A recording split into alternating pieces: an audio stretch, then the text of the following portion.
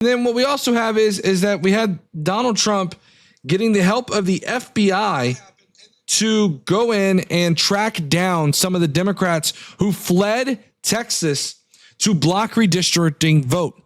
To catch everybody up who has not been paying attention to what's going on, essentially, Texas has been going full authoritarian.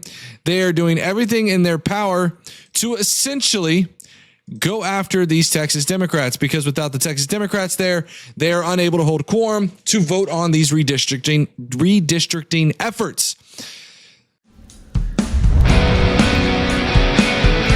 The problem is that, again, it's a constitutionally protected right for these Texas Democrats to flee the state. It's a constitutional protection. And keep in mind, too, Ken Paxton is not a saint when it comes to all of this either.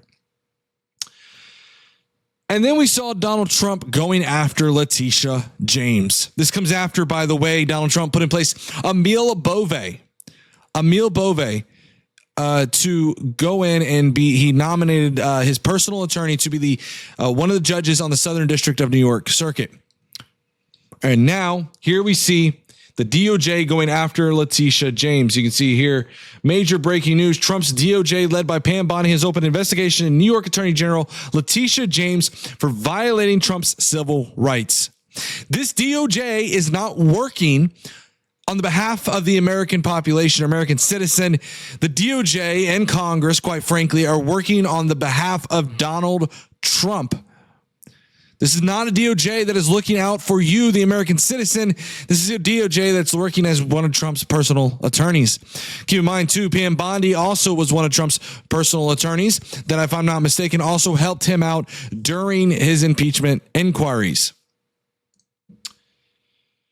Then we saw Scott Bessent try to do his typical thing that he always does, right? Always does. And went down this route and rabbit hole of saying, well, the tariff is actually paid for by the consumer, or paid for by the importer. Or sorry, right here. The tariff is paid by in this country by the importer. Is that right? This was an interviewer trying to do this. Just watch this. This is masterful.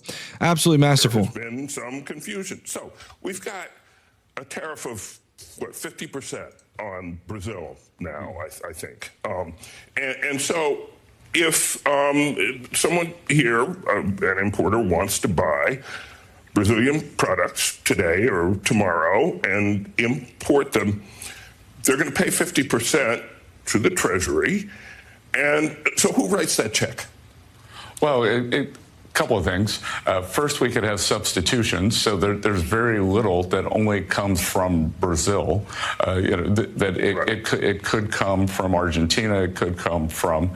right, but assuming it does come from Brazil, say, or it comes from any country with a tariff, who writes the check to the Treasury? Well, the check is written to the person who receives it at the dock in the U.S. Mm-hmm. The check is written by the person who receives it at the dock.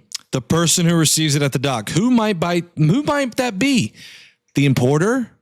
So tariff is paid in this country by the importer, is that right? But the Brazilian exporter could decide that they want to keep market share. They could lower their price. Why would they lower their price? This makes no sense, right? When it comes to tariff, there are three routes, and we've talked about this many times on this channel already. One of them is that they lay off workers. The other option is that they go in and they decrease their hours, or they will pass on those costs to the consumers, which is going to happen time and time and time again. So that the full 50% of the tariff, say, and you're right, they can eat part of the cost. They can eat part of the tariff, which is what we've seen. Okay. But the check is written by the importer, right, at the dock. Yeah, and then the. So again, Scott Bessent, which by the way is now going to replace. Let me see if I can pull it up here. Scott Bessent is now going to be replacing IRS Commissioner Billy Long. But here's the problem with this. Billy Long was fired hours after, this is allegedly what happened, after he refused to furnish additional confidential taxpayer information on suspected undocumented immigrants to the Department of Homeland Security. let's just put this into perspective here. Donald Trump's going after our undocumented immigrant population. Here's the problem with this, okay? With Donald Trump trying to do this, it's going to put a chilling effect on our economy. He is bragging about all the tariffs that he's bringing in to the United States for the tax revenue. But the thing that people don't understand is that undocumented migrants do pay into the tax system. The reason these undocumented migrants pay into the tax system is because they hope that it would help with their immigration case. So when it is found out that now they're trying to get this information from the IRS, what do you think that's going to do? I encourage you, as y'all viewers who are watching this, critically think through this. It's going to create a chilling effect.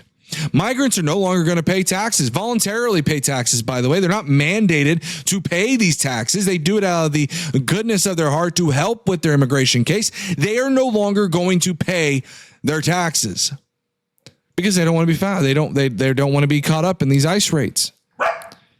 Right? And so keep in mind, too, when we deal with all of this, we also have Donald Trump going after workplaces. Well, what does that do? That causes workers to no longer show up to work. Thus, them having to find alternatives, possibly lay them off. It's going to be potentially more expensive. These are just facts. Again, facts that Donald Trump, quite frankly, does not like. Nick Bowling, illegal alien substandard undocumented migrants, only small portion of them pay taxes. Not totally correct.